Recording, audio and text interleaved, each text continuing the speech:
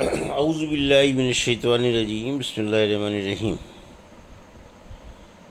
الحمد للہ رب العالمین، والصلاة والسلام علی سید المرسلین خاتم النبیین، اما بعد۔ صحیح بخاری، باب کتاب الحج، حدیث نمبر 1557، اردو ترجمہ۔ جس نے آن حضرت صلی اللہ علیہ وسلم کے سامنے احرام میں یہ نیت کی جو نیت آن حضرت صلی اللہ علیہ وسلم نے کی ہے۔ یہ عبداللہ بن عمر رضی اللہ عنہ نے آن حضرت صلی اللہ علیہ وسلم سے نقل کیا ہے۔ ہم سے مکی بن ابراہیم نے بیان کیا، ان سے ابن جریج نے، ان سے عطا بن ابی رباح نے بیان کیا کہ جابر رضی اللہ عنہ نے فرمایا، نبی کریم صلی اللہ علیہ وسلم نے علی رضی اللہ عنہ کو حکم دیا تھا کہ وہ اپنے احرام پر قائم رہیں۔ انہوں نے سراقہ کا قول بھی ذکر کیا تھا، اور محمد بن ابی بکر نے ابن جریج سے یوں روایت کیا کہ نبی کریم صلی اللہ علیہ وسلم نے دریافت فرمایا، علی تم نے کس چیز کا احرام باندھا ہے؟ انہوں نے عرض کی، نبی کریم صلی اللہ علیہ وسلم نے جس کا احرام باندھا ہو اسی کا میں نے بھی باندھا ہے۔ آن صلی اللہ علیہ وسلم نے فرمایا کہ پھر قربانی کر اور اپنی اسی حالت پر احرام جاری رکھ۔ حدیث نمبر 1558، اردو ترجمہ۔ ہم سے حسن بن علی خلال حضلی نے بیان کیا، انہوں نے کہا کہ ہم سے عبد الصمد بن عبد الوارث نے بیان کیا، انہوں نے کہا کہ ہم سے سلیم بن حیان نے بیان کیا، انہوں نے کہا کہ میں نے مروان اصغر سے سنا، اور ان سے انس بن مالک رضی اللہ عنہ نے بیان کیا تھا کہ حضرت علی رضی اللہ عنہ یمن سے نبی کریم صلی اللہ علیہ وسلم کی خدمت میں حاضر ہوئے تو آپ نے پوچھا کہ کس طرح کا احرام باندھا ہے؟ انہوں نے عرض کی، نبی کریم صلی اللہ علیہ وسلم نے جس کا احرام باندھا ہو اسی کا میں نے بھی باندھا ہے۔ آن صلی اللہ علیہ وسلم نے فرمایا کہ اگر میرے ساتھ قربانی نہ ہوتی تو میں حلال ہو جاتا۔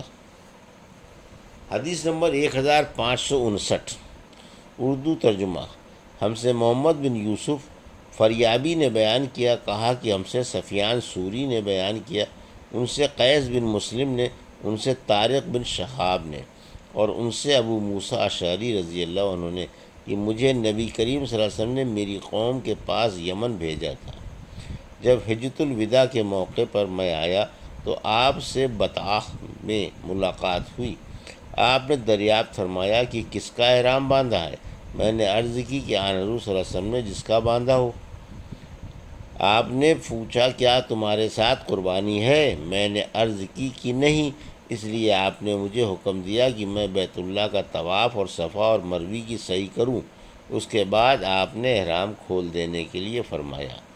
چنانچہ میں اپنی قوم کی ایک خاتون کے پاس آیا، انہوں نے میرے سر کا کنگھا کیا اور میرا سر دھویا۔ پھر حضرت عمر رضی اللہ عنہ کا زمانہ آیا تو آپ نے فرمایا کہ اگر ہم اللہ کی کتاب پر عمل کریں تو وہ یہ حکم دیتی ہے کہ حج اور عمرہ پورا کرو۔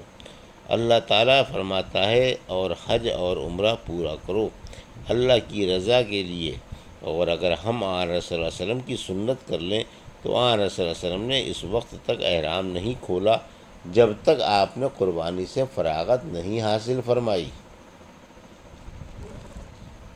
حدیث نمبر 1560، اللہ پاک کا سورہ بقرہ میں یہ فرمانا کہ حج کے مہینے مقرر ہیں، جو کوئی ان میں حج کی ٹھان لے تو شہوت کی باتیں نہ کرے، نہ گناہ اور جھگڑے کے قریب جائے، کیونکہ حج میں خاص طور پر یہ گناہ اور جھگڑے بہت ہی برے ہیں۔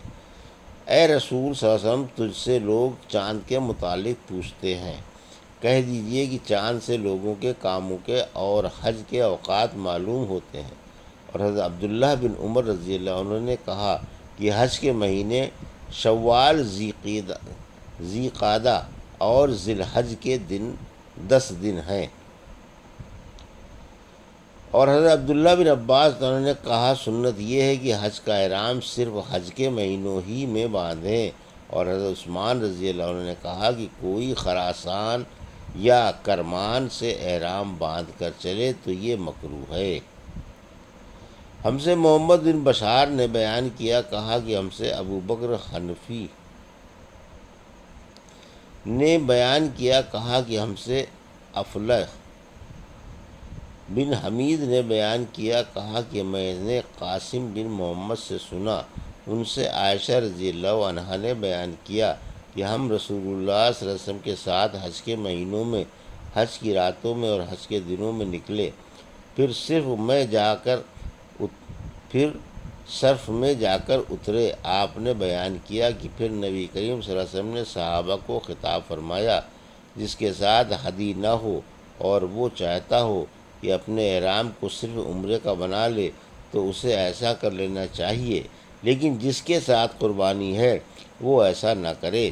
حضرت عائشہ رضی اللہ عنہا نے بیان فرمایا، آن صلی اللہ علیہ وسلم کے بعض اصحاب نے اس فرمان پر عمل کیا اور بعض نے نہیں کیا۔ انہوں نے بیان کیا کہ رسول اللہ صلی اللہ علیہ وسلم اور آپ کے بعض اصحاب جو استطاعت و حوصلے والے تھے کہ وہ احرام کے ممنوعات سے بچ سکتے تھے، ان کے ساتھ ہدی بھی تھی، اس لیے وہ تنہا عمرہ نہیں کر سکتے تھے، بس انہوں نے احرام نہیں کھولا۔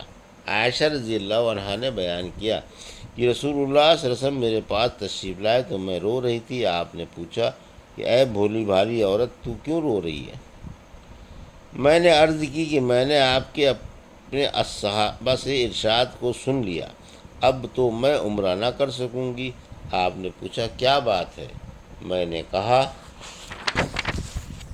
میں نماز پڑھنے کے قابل نہ رہی، یعنی حائضہ ہو گئی۔ آپ نے فرمایا کوئی حرج نہیں، آخر تم بھی تو آدم کی بیٹیوں کی طرح ایک عورت ہو، اور اللہ نے تمہارے لیے بھی وہ مقدر کیا ہے جو تمام عورتوں کے لیے کیا ہے، اس لیے عمرہ چھوڑ کر حج کرتی رہ، اللہ تعالیٰ تمہیں جلدی ہی عمرے کی توفیق دے دے گا۔ عائشہ رضی اللہ عنہا نے بیان کیا کہ ہم حج کے لیے نکلے، جب ہم عرفات سے منا پہنچے تو میں پاک ہو گئی، پھر منا سے جب میں نکلی تو بیت اللہ کا طواف کو زیارہ کیا۔ آپ نے بیان کیا کہ آخر میں آن صلی اللہ علیہ وسلم کے ساتھ جب واپس ہونے لگی تو آپ وادی محسب میں آن کر اترے،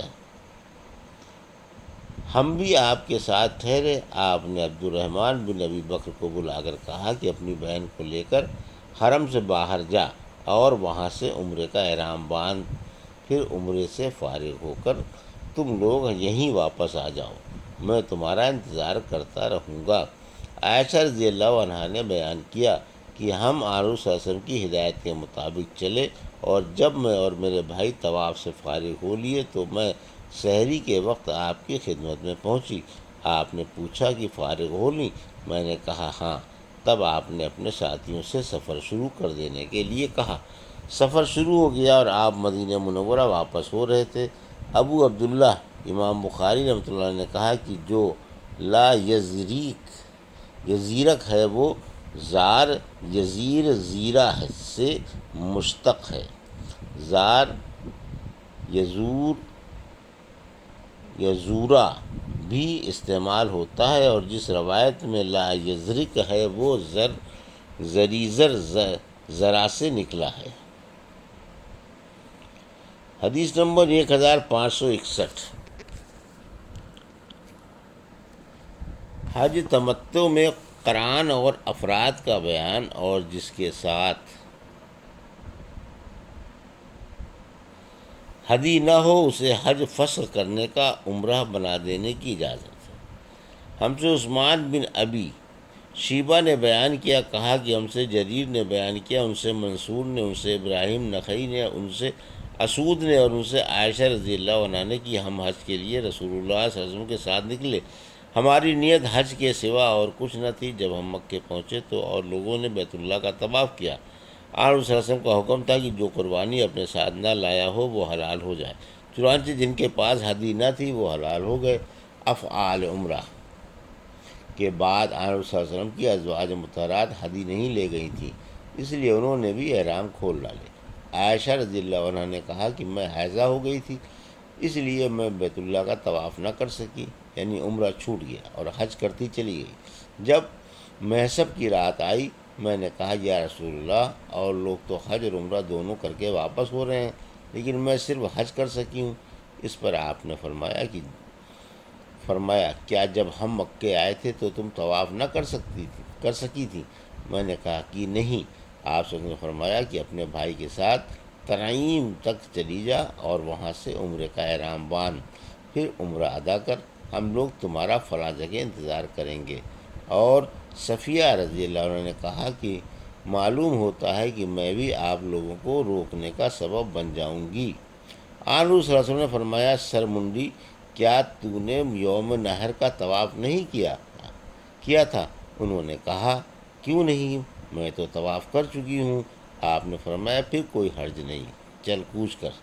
عائشہ رضی اللہ عنہ نے کہا کہ پھر میری ملاقات نبی کریم صلی اللہ علیہ وسلم سے ہوئی تو آپ مکے سے جاتے ہوئے اوپر کے حصے پر چڑھ رہے تھے اور میں نشیب میں اتر رہی تھی، یا یہ کہا کہ میں اوپر چڑھ رہی تھی اور آن حضور صلی اللہ علیہ وسلم اس چڑھاؤ کے بعد اتر رہے تھے۔